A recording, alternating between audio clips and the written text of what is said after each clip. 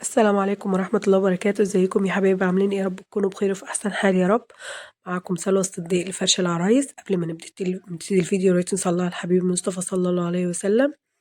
اللهم صل وسلم وزد وبارك عليك يا حبيبي يا رسول الله. معنا النهارده شقة عروسة جديدة، شقة عروستنا في مدينة دمياط الجديدة. ادعوا لها دعوة حلوة من القلب، متنسونيش بقى في اللايك والاشتراك في القناة وتقولوا لكم انت حلوة تكبروا بخاطري. من بداية الشقة كده نقول بسم الله ما شاء الله لا قوة إلا بالله، اللهم بارك للعروسين يا رب. هنا كده من باب الشقة، هنا السفرة والبوفيه والنيش. ده ما شاء الله اللهم بارك شكل الريسبشن وشكل الجبسن بورد وشكل النجف. حطينا لها الرنر والفازة وطبق الفاكهة والبونبونير على السفرة. حطينا لها طقم الدونتس ده وحطينا لها النتيجة وطقم الشمعدان على البوفيه. هنا الانتريه بتاعها بسم الله ما شاء الله مكون من 2 كنبة و2 كرسي فوتيه. اللهم بارك. كان باللون اللي هو الزيتي الهادي ده والكافيه ما شاء الله. حطينا لها بونبونيرة وشيالة الكحك وعلبة المناديل وطفاية. هنا بقى الجزء التاني من الريسبشن كان فيه الركنة. أوريكم بس شكل الجبسن بورد كده والليدات والدلايات اللهم بارك. هنا بقى الركنة بتاعتها ما شاء الله. حطينا لها طبقة تسالي كده وعلبة المناديل وطفاية. كانت الركنة باللون الكافيه ومدخلين فيها كوشن نفس اللون بتاع الأنتريه. اللهم بارك. زي ما حضراتكم شايفين كده. ده كده شكل الأماليك في البونيهات اللي كانت على الحيطة. ادعوا لها دعوة حلوة من قلبكم. هنا الخشب اللي على الأرض ده كان لسه التجاليد بتاعت مكتبة الشاشة هنشوفها دلوقتي. تعالوا نشوف بقى عملنا لها ايه في البوفيه. الطرفة دي حاطط لها فيها باقي كوبايات بقى اللي اتفضلت معايا من المطبخ. بسم الله ما شاء الله. حطينا لها هنا طقم أكروبايركس وزعته لها كده على رفين زي ما حضراتكم شايفين، كان لونه مميز وجميل. اللهم بارك ربنا يسعدها. هنا بقى حطينا لها برضو طقم كاسات وطقم شاي ومية كان متفضل معايا ومن تحت باقي أطباق من الأكروبال. تعالوا نشوف بقى محتويات النيش. ما شاء الله. كان في جنب كده وكان في ليد بس كان يعني ليد ضعيف والإزاز كان فاميه فما كانش واضح قوي. تعالوا نشوف عملنا لها ايه. بسم الله ما شاء الله زي ما حضراتكم شايفين كده. الرف الأول عملنا لها فيه طقم شربات وبعض الكاسات والرف التاني طقم شاي والجاتوه. وحطيت لها الصيني وطقم الأكروبال تحت. تعالوا نشوف بقى التفاصيل وزعت لها الكاسات ازاي. قولوا رأيكم في الرصة بتاعتي بتاعت الرف ده والطقم الشاي والجاتوه عملته لها سلم كده. وزعت حواليه بقى كوبايات وكاسات. اللهم بارك. وهنا عملت لها الطقم الصيني بتاعها. طبعا عشان الرف زجاج ما حطيتش باقي الأطباق. وزعت لها بس المقاسات كده زي ما حضراتكم شايفين من كل المقاسات وعملته لها بالشكل ده. هنا بقى الطقم الأكروبال بتاعها كان ما شاء الله جميل، كان داخل معاه اللون اللي هو الأخضر الهادي ده. كان جميل قوي. اللهم بارك ربنا يسعدها يا رب ويهنيها ويدوم حاجتها في الهنا والبركة والسعادة. وزعنا لها باقي الأطباق الصيني في الأدراج كده علشان ما نتقلش على الرف. قولوا رأيكم بقى في رص النيش ويستاهل كام لايك وادعوا دعوة حلوة للعروسة من قلبكم. ربنا يا رب يسعدها ويهنيها. هسيب لكم لينك التواصل في صندوق الوصف أو التعليق مثبت. وهسيب لكم الرقم على الشاشة للحجز والاستعلام وأي سؤال أنا تحت أمركم. وادعوا لكل عرايسنا بالهنا والبركة والسعادة. ربنا يا رب يسعدهم ويهنيهم. هنا بقى الشاشة زي ما بقول لحضراتكم كانت لسه بس هتتركب. وهنا كانوا هيعملوا تجاليد خشبية في الحيطة اللي هي ورا الشاشة دي.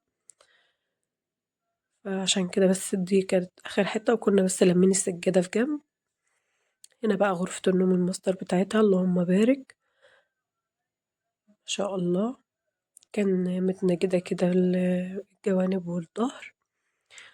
لون التنجيد نفس لون الستارة. هنا بقى التسريحة بتاعتها كان جايبة منظم كده ووزعت لها باقي الميك اب والبرفان كده على التسريحة. نظرة بس عامة على الغرفة كاملة. حاطط لها بوكيه ورد والمنديل بتاع كاتب الكتاب، وحاطط لها المصحف كده، ربنا يملى حياتهم بركة يا رب. هنا بقى كان النيش بتاع التسريحة، عملت لها من فوق مجموعة سبريهات، ووزعت لها بقى شنط الخروج بتاعتها كده.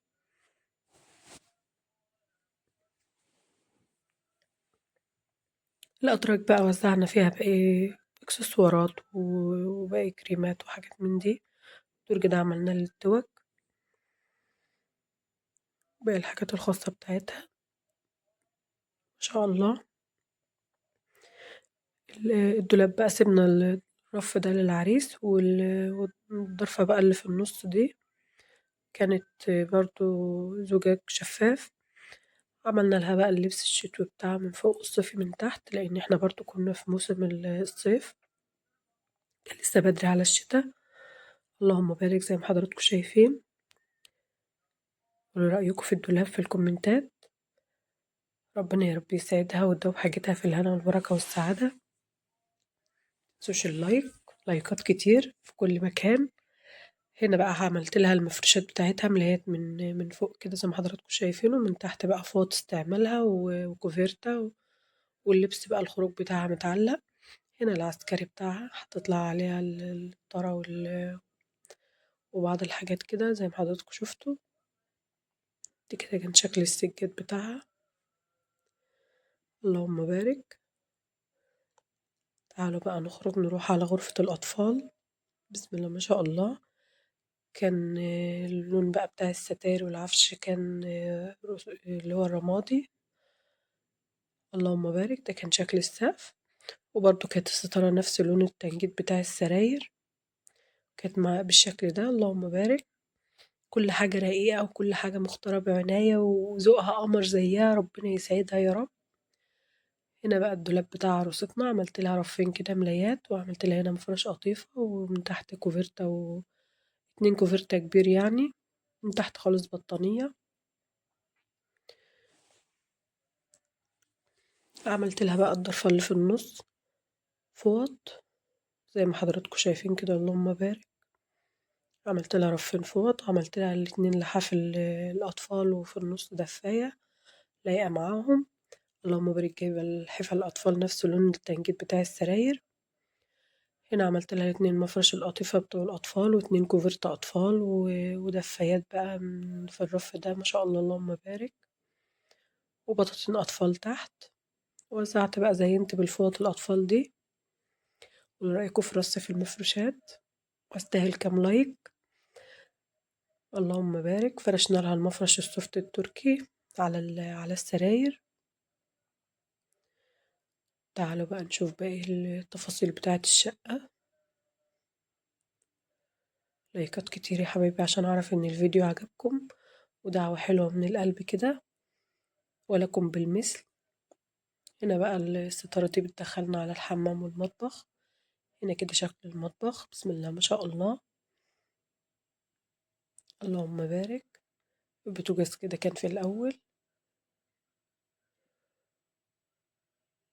كان ناقص برضو الليدات تتركب في الظرف دي ما شاء الله. وزعت لها بقى على الرخامة كده بعض الحوامل.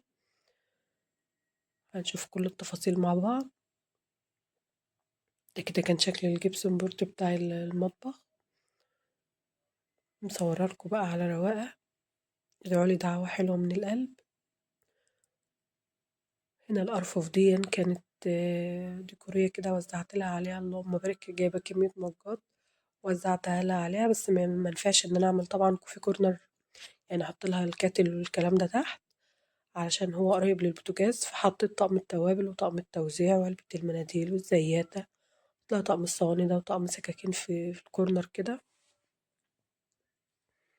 وحط لها برضو طقم اللي هو الشاي والسكر والقهوة كده تحت الضرفة.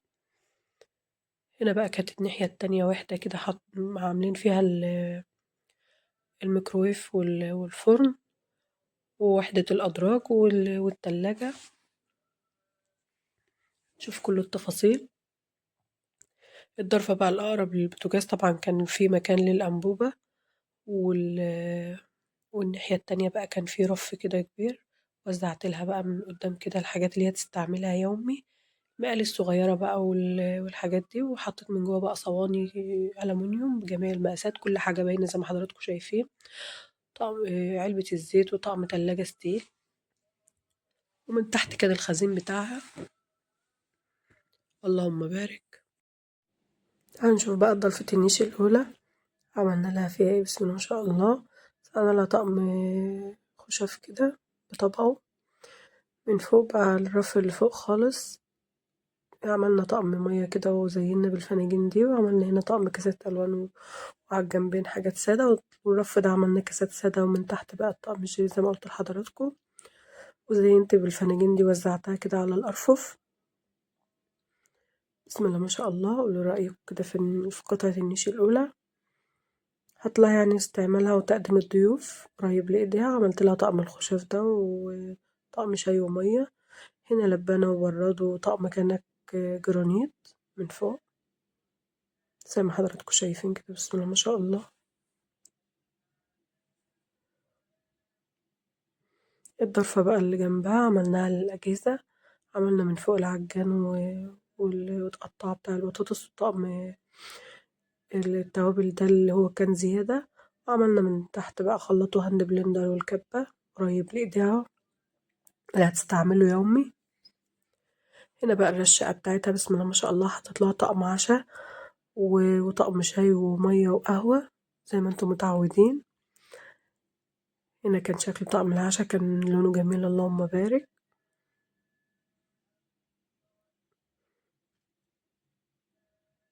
المطبخ بتاعها كان خشب، بس كان شغله جميل برضو ما شاء الله اللهم بارك.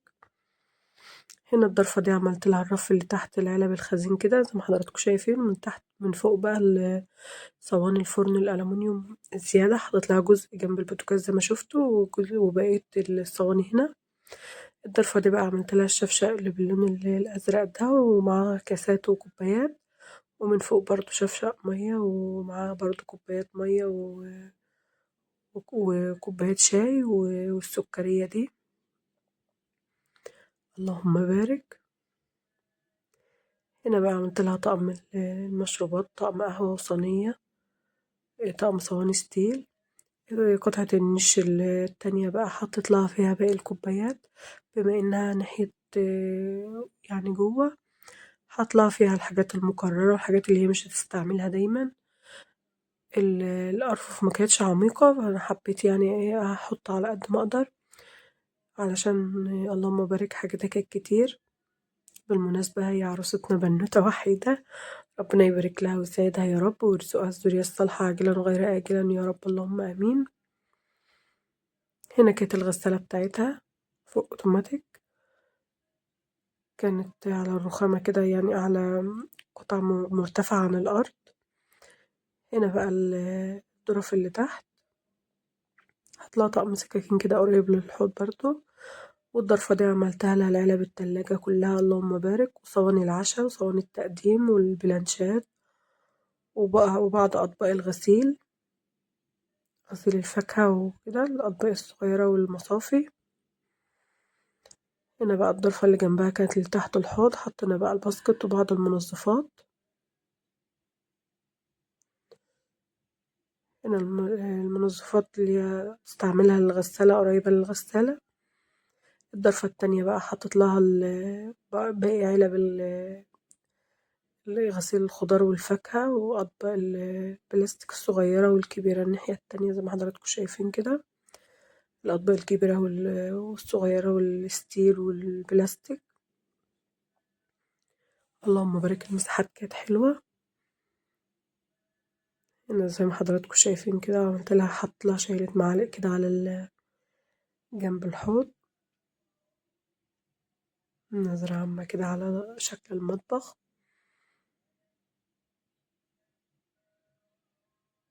ده كان التربو. وهنا الضرفة دي بقى اللي هي جنب البوتاجاز، هي دي الضرفتين الوحيدين اللي كان فيهم أرفف، اللي تحت زي ما حضراتكم شفتوا كده ما كانش فيهم أرفف، فأنا فضلت أحط لها الحلل بتاعتها في الظرف دي كلها في مكان واحد. هنا حطينا طقم المجات وطقم شايلة المعالق ده وصواني الخشب والكتل. هنا بقى حاطط لها طقم الجرانيت ومعاه الجريلا الدبل ومعاه بعض المقالي، ومن تحت طقم التيفال كان كامل، ومعاه طقم كسرونات شكله طقم وطقم مقالي برضو نفس اللون.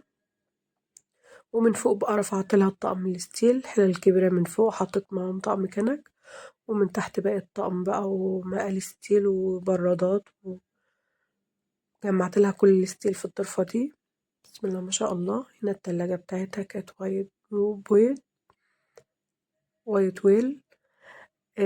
هنا حاطط لها بقى طقم حافظ طعام وطقم الفخار طواجن، وفي النص كده حاجات ستيل، وحطيت الاتنين ترمس صغيرين دول. هنا بقى الضرفة اللي هي بتاعت الميكروويف والفرن ووحدة الأدراج زي ما قلت لحضراتكم. الضرفة اللي فوق الميكروويف بقى عملت لها فيها الطواجن البايركس والبورسلين، جمعتهم على رفين كده بسم الله ما شاء الله. وكان طقم تلاجة بورسلين كده حطيته معاهم. اللهم بارك. تعالوا نشوف بقى عملنا لها ايه في الأدراج. كان في كيك جايبة منظم بلاستيك كده، حاطط لها فيه المعالق وطقم توزيع خشب وسيليكون، وباقي الحاجات جنبه كده. وهنا عملت لها برضو دور كده السكاكين وباقي الرفايع، كل حاجة منظمة كده بالمسطرة زي ما حضراتكم شايفين، كل حاجة واضحة قدامها. حطيت لها باقي صواني التقديم لأن حطيت لها رخامة كتير، حطيتهم لها هنا في الدرج وباقي رفايع. والدرج الأخير بقى حطيت لها فيها كل الفوط والسبونشات وأدوات التنظيف. ما شاء الله لا قوة إلا بالله. ايه رأيكم في تنظيمي في المطبخ؟ ولو عجبكم حطوا لي لايكات كتير عشان أعرف إن الفيديو عجبكم، وقولوا لي آرائكم في الكومنتات، وادعوا دعوة حلوة للعروسة ربنا يسعدها يا رب ويهنيها. وهل كنت بقى موفقة في تنظيمي في المطبخ ولا لأ؟ بسم الله ما شاء الله. كده نظرة عامة بقى على المطبخ. دي كانت شكل السجادة. ده كان تربو خشبي يعني معمول مع المطبخ. تعالوا بقى نخرج. هنا الحوض بتاعها كانوا مقفلينه برضو من تحت بالألمونتال كده. حاطط لها بقى الكراسي البلاستيك دي وبعض حاجتها اللهم بارك. كانت مساحة كويسة ممكن تخزن فيها أي حاجة هي عايزاها. أنا حطيت لها بقى استغلتها في المناديل طالما عندنا مكان. تعالوا بقى ندخل على التويليت بتاعها. كان مساحته اللهم بارك حلوة كده، وكانوا عاملين فيه كورنر كده بالرخام أرفف. وزعت لها فيها كل الشامبوهات بقى والشاورات بتاعتها والصوابين والكلام ده. وحاطط لها هنا برضو جنب البانيو، وهنا ثبت الغسيل. كانت تويلت كده وما شاء الله. حطيت لها الزرعة الخضرا دي على الحوض. قولي لي بقى رأيكم لحد هنا. كده الشقة معانا خلصت والفيديو كمان خلص. و... وما تنسونيش بقى في لايكات كتير وكومنتات كتير، والصلاة على الحبيب المصطفى صلى الله عليه وسلم في الكومنتات كتير. وشجعوني كده علشان ان شاء الله ما اتأخرش عليكم في الفيديوهات. ودعوا دعوات كتير للعروسة عشان هي تستاهل، ومامة العروسة القمر ربنا يبارك لها يا رب. وإن شاء الله انتظروا الشغل الجديد. إن شاء الله انتظروا موسم قوي. كل عام وحضراتكم بخير، وأشوفكم على خير، والسلام عليكم ورحمة الله وبركاته.